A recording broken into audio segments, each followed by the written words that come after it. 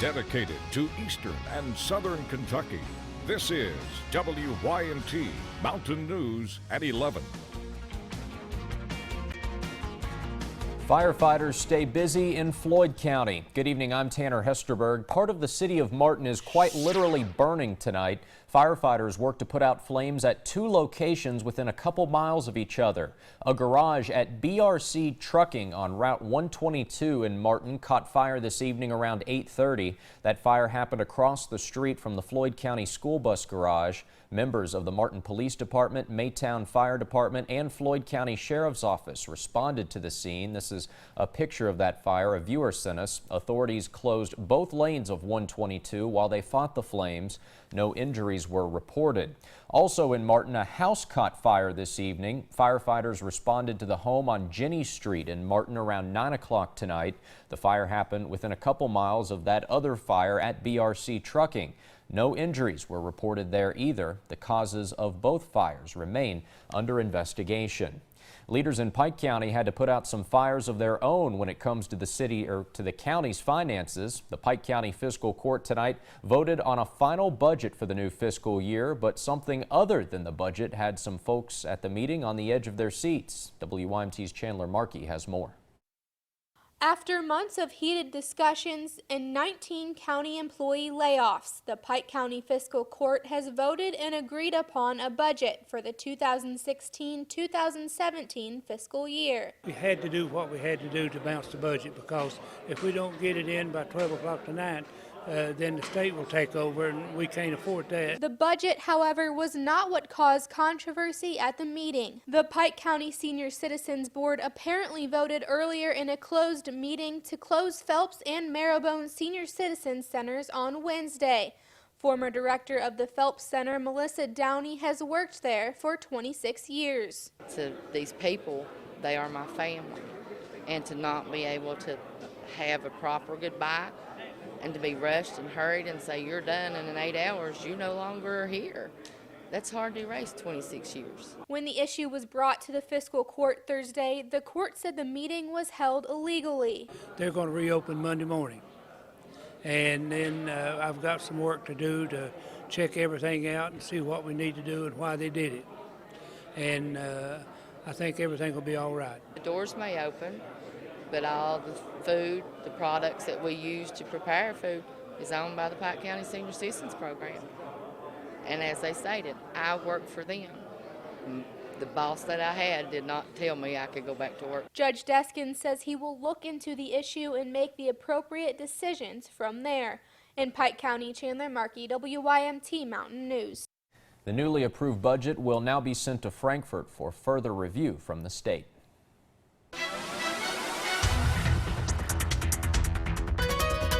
Another beautiful day across eastern Kentucky. Back-to-back beautiful days with temperatures into the upper 70s, lower 80s. We take a look into Pinpoint Doppler, and you'll notice not much going on across our region. And temperatures-wise, we're sitting quite nicely. The upper 60s, lower 70s, a pretty cool night. Some patchy fog going to be possible. But now that we're wrapping up the end of June, we take a look at temperatures, and overall we've been consistently into the 80s. Some of those temperatures, of course, near the 90s, but we've had 6 70-degree days here, and rainfall has come in spurts. Now we're dry for now, but as we head into the weekend, we are going to be looking at more rain chances, and it's unfortunate because it is that holiday weekend. Tomorrow a stray shower possible, and then this weekend more rain is on the way as we head into your Saturday, Sunday, and then Tanner, of course, we get into Monday, and then we could be talking more of a washout type rain for the holiday.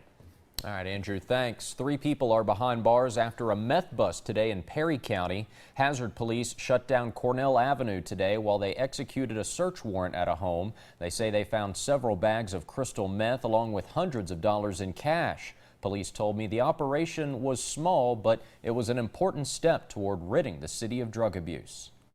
Methamphetamines are beginning to be a problem in Hazard, but we're not going to tolerate it. 4 bags of crystal meth, a pipe, and $320 in cash. That's what police confiscated after raiding this home on Cornell Avenue Thursday evening. Authorities targeted the home after receiving several complaints from people who live nearby. Local citizens and people that lives nearby has been complaining on that residence that there's been a lot of traffic coming in and out of there, and it appears like they've been selling drugs. Police arrested Donald Joe Combs, Alma G. Combs, and Crystal Hensley. All three faced drug-related charges and were booked at the Kentucky River Regional Jail. Hazard police say this drug bust may be small, but it makes a big difference in the community. What would be small for law enforcement is a big problem to a neighbor, you know. So if we can help our citizens anyway by getting these people behind bars, that's what we want to do. As they hope to turn the tide in the battle against drug abuse. In Pulaski County, police say a woman driving a blue car could hold clues to a hit-and-run mystery. 10-year-old Stanley Turner was killed June 20th after police say a driver hit him while he was walking on Rock Lick Creek Road. Police say they don't know who hit him, but they want to question the driver of a small blue hatchback-style car driven by a woman.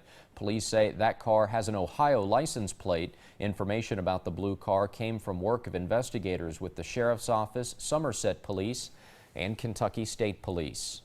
More mines shutting down. We've learned Alpha Natural Resources is closing operations in Knott and Letcher counties. The Enterprise Mining Company Deep Mine in Red Fox and the Enterprise plant in Roxana are both affected. The Deep Mine in Red Fox feeds coal to the Roxana plant. We're told it was one of the last biggest producers in the area. About 10 people at the Roxana plant lost their jobs. It really didn't sink in, I guess, until this morning coming to work that, this was it. And it's just, I don't know how to explain what I'm feeling right now. I really don't. On Friday, we're told Alpha will meet with employees in both counties. The company would not return our calls for comment, so we do not know exactly how many people are out of work.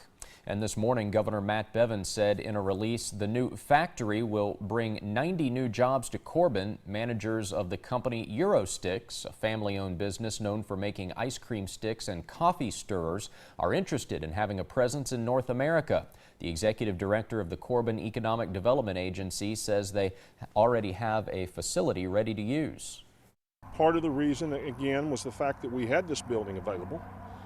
And our supply of beechwood, but they really fell in love with our community. We're told the company will go by the name North American Sticks at its Corbin location.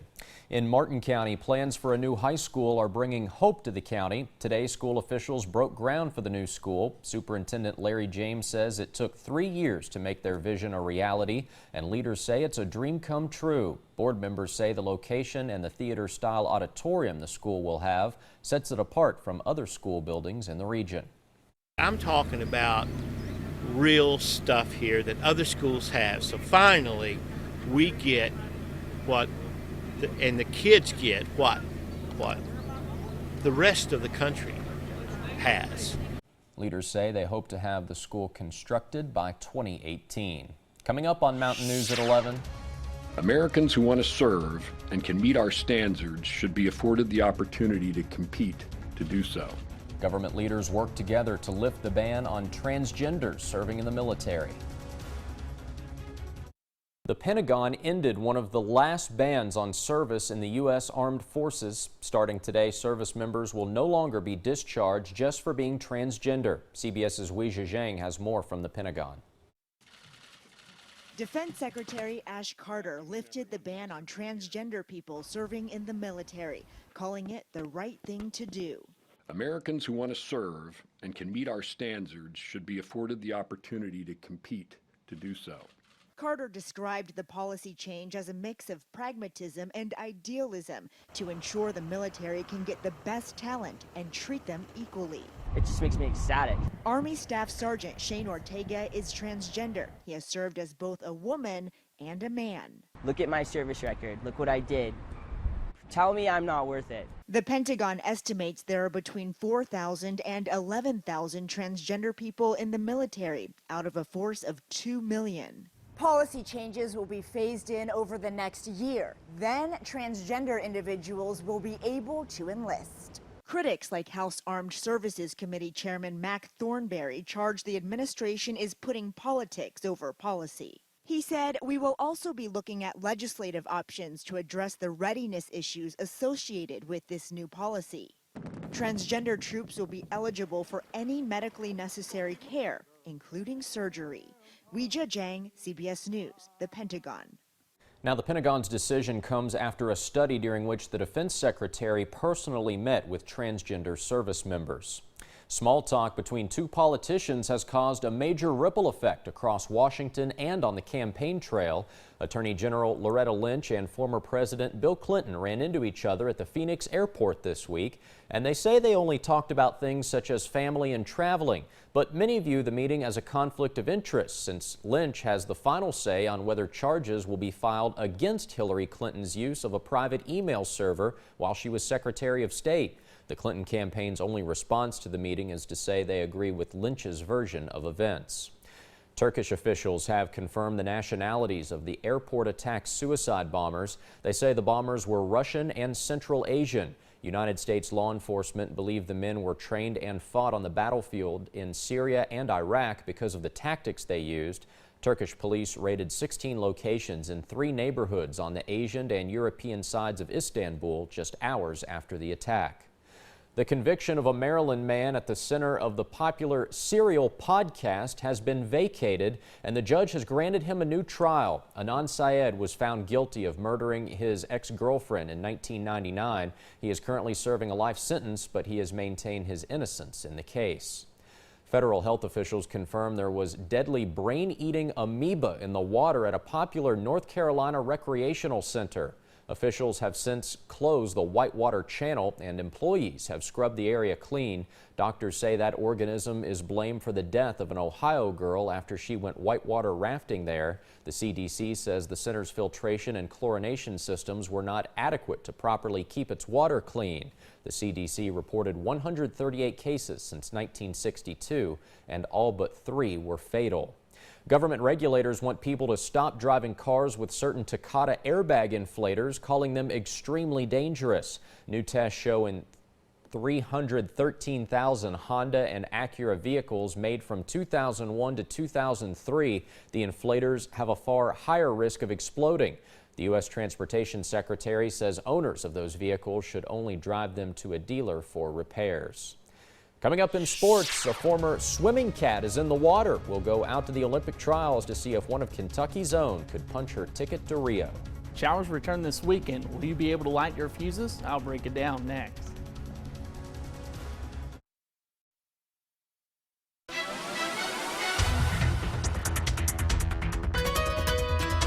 All right, a lot of folks looking forward to the 4th of July weekend, but Andrew, it could be a wet one. Yeah, a wet one indeed. We're going to be looking at rain chances across our region, but there's going to be a few days you can still light those fireworks. We work our way into the Moorhead State camera. Look at this beautiful view out there tonight. Not a bad one across the region. Calm, quiet, and clear.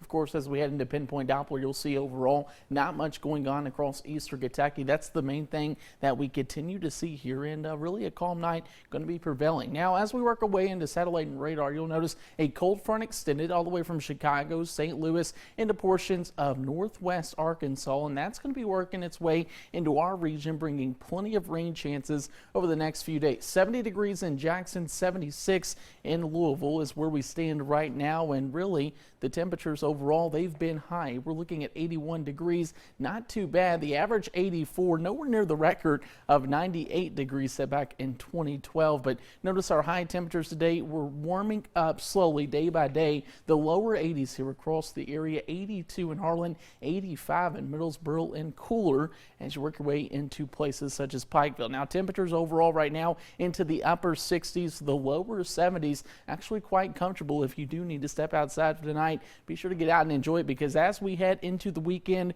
we are going to be looking at rain chances increasing here across eastern Kentucky. A stray shower could be possible as we head into your Friday. Now, your 24-hour planner shows overall 75 degrees for 10 a.m. Pretty nice out there. Could be looking at some patchy fog before that, but overall isolated activity going to be possible in the afternoon hours for tomorrow before rain chances really start to ramp up. Now, the forecast as far as temperatures go, we've changed just a little bit here. 84 degrees on Monday, 84 as well on your Tuesday. Notice the rain outlook sitting still about what it was. A stray chance on Saturday, or a stray chance on Friday, and then more scattered activity for Saturday and Sunday with more of a washout type feel as we head into your Monday forecast. We put this into motion, and you'll notice pretty much the cold front diving southeastward, bringing in those stray chances for tomorrow, and then we'll see most of the rain, I do believe, be to the north on your Saturday into your Sunday. So not too bad on that. Look at this rainfall throughout June. We've been pretty dry over the past 3 days, but we have another stretch here of some rain days. Now, with your holiday weekend, it's actually changed here. 20% chance of rain on the Saturday, 30% on Sunday, and then we double that to 60% for the actual Independence Day. We work our way into your Senate forecast. Notice still soggy conditions continue as we head into that Tuesday forecast. 84 degrees. Temperatures, though, not bad, into the middle 80s. But I still think, Tanner, the best day for fireworks going to be Saturday night. All right, good to at least know in advance to make those preparations. Saturday night is the day. Good time to light those fuses. Yes. Andrew, thanks. Coming up next on Mountain News at 11. It feels like I'm less of a citizen. A U.S. senator fights to lift the ban keeping gay men from donating blood. The Orlando shooting, many in the LGBTQ community were frustrated to be turned away when they went to donate blood. One senator is working toward making sure that ban doesn't exist for much longer. Here's Donating blood. You can do it if you're healthy, at least 17 years old, and weigh at least 110 pounds. But not if you're a man who's had sex with another man in the last year. It's outdated. It feels like I'm less of a citizen. The Food and Drug Administration's current policy says gay men must maintain a year of abstinence before they are eligible for donation. Miles Oliva with the D.C. Center, an LGBT community center, says this restriction perpetuates stereotypes of gay men. This ban tells me that my blood is dangerous, that my life is dangerous, that I'm a risk to the general population. If it tells me that, then what is it telling straight people? It's telling them that I'm a hazard. Openly gay Senator Tammy Baldwin is leading a group of more than 24 senators asking the FDA to get rid of the ban completely. We ought to have science and medicine drive the policies and decisions that we're making. She and Oliva, who studies HIV, say there are now quicker ways to test for the disease. The methods of testing blood are so advanced and the window is so small. Our laws should reflect the advancement that we have in technology. The current policy is fairly new. The FDA recently changed it from a lifetime ban. Family Research Council's Peter Sprigg says the FDA's findings that male-to-male sexual contact was associated with a 62-fold increased risk of HIV should ban gay men from ever donating blood. To remove this deferral period altogether would simply be a denial of the scientific facts. The FDA says the decision was based off of the most up-to-date scientific evidence, but that it will review and change its policies as new information becomes available. Reporting in Washington, I'm Alex Miller. Now you can help save a life right here at WYMT tomorrow. Our annual Summer Blood Drive will begin at 2:30 tomorrow afternoon and run until 6. The Kentucky Blood Center mobile will be parked outside our station that's located here at 199 Black Gold Boulevard in Hazard. All donors will receive a $10 Walmart gift card and be entered in a drawing to win a Toyota Tacoma. Next in sports, the Reds are in our nation's capital. See if they could recover from getting swept by the Cubs by beating the Nationals, plus the College World Series finals.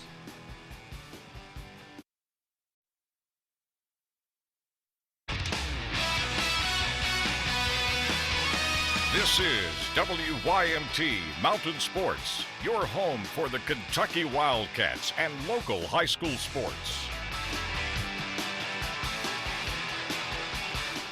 Tonight, Kentucky post-grad Christina Beckel needed to place either first or second to secure a lane at the Rio Olympics. Let's go to Omaha. She was in lane 2. You see her there rocking the purple. This is the 200-meter butterfly. She gave it a great run, but Camille Adams and Haley Flickginger take the top 2 spots. That means they're headed to Rio for the Summer Olympics. The former Kentucky Wildcat Beckel, she finishes 5th tonight. Her time, 2:10.54. Her story is one to think about, though. What a career. She finished dead last at the 2012 trials, then went back to Kentucky, became an SEC champion and a national team member. And then perhaps, of course, hopefully we will see her again in 2020. Great 5th place finish overall for her. Well, new Kentucky baseball coach Nick Mangione has now picked up 4 commitments since taking over for Gary Henderson. And his most recent is right here in the mountains. Perry Central Commodore Braxton Cottongame commits to the Cats. He's just a sophomore, so of course it could change. He was 7-4 this past season on the bump with 70 strikeouts in 49 innings. He also batted .434 with 39 RBI. He was part of the run that Perry made, of course, the 14th region championship game this past season. So the Reds in the nation's capital taking on the Nats. Top 1, bases loaded. Nobody out. Jay Bruce at the dish. Oh, he grounds into the old 4-6-3 double play, but it's enough for Zach Kozar to come on in and score from third. Reds go up 1-0. Washington, they ended up scoring most of the other runs. Ryan Zimmerman, off of Brandon Finnegan, 3-run jack, 11th homer of the season. Nationals on top, 4-1. Bottom of the 3rd, Danny Espinosa says, I see your 3-run homer, and I raise you a grand salami. 14th dinger of the season. 8-1 Nationals at that point, and yeah, Espinosa wasn't done. Here he is in the bottom of the 4th. A 2-dinger night for Mr. Espinosa, and the Nationals win 13-4, 7 RBI on the night for Espinosa. Yikes. College World Series Game 3, they had to postpone this thing last night because of lightning. Controversial play in the bottom of the 3rd. You see Zach Gibbons, he hits into a fielder's choice. Cody Raymer, he thinks he's safe. Take another look. They go back and look at it. They say, no, you're not safe. You were tagged first. Out of here. Top 6. Coastal now up 2-0. Zach Remillard, that's a 2-run jack. It's 4-0 Coastal. Could they get this done? Let's skip to the 9th. Arizona down to its last out. Alex Cunningham getting the strikeout right there. And Coastal Carolina, they win their first national championship in any sport in school history. 4-3 over Arizona. Well, today's Food City Golf Tip takes us to the putting and chipping green at Stonecrest Golf Course, where Henry Napier of the Golf Academy talks about choosing a target when chipping onto the green. Hashtag chip tip. Hi, my name is Henry Napier. I'm with the Golf Academy in Pikeville, Kentucky. We're here today at Stonecrest Golf Course on the putting and chipping green, where we have Dave that's going to be pitching the ball onto the green. One thing about chipping is picking a target to land on. You know, he's going to stay there. He's going to visualize his spot on the green that he's going to chip the ball. Another thing we do is we keep our wrists from getting into the shot, because a lot of people, they like to break their wrists and they can pull or push the club. What we do is we keep everything together, rotate around our body, and swing through the club. Also, choke up on the club. That will help you get a better feel of the shot. And as you can see, we have Dave that's going to do the shot here.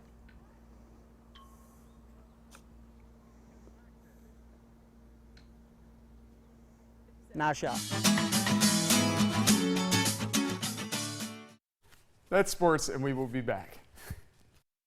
All right, it's time for tonight's University of Pikeville Mountain Student Achiever. Emily Sparks was a senior at Prestonsburg High School, where she had a 3.9 GPA. She was a member of the National Honor Society and received the Dr. Ben Carson Scholarship. Congratulations, Emily, tonight's University of Pikeville Mountain Student Achiever. So if you want to get out and practice some of those chip tips this weekend, Andrew, Saturday the day to do it. Saturday is probably the day to do it, maybe even tomorrow to practice that chip tip. We had into Sunday scattered rain chances and, of course, better rain chances as we head into your Monday. Jamie's got me over here cracking up. Came up with that term, and it's cracking us all up. Thank you for joining us tonight. Stephen Colbert is up next. Good night.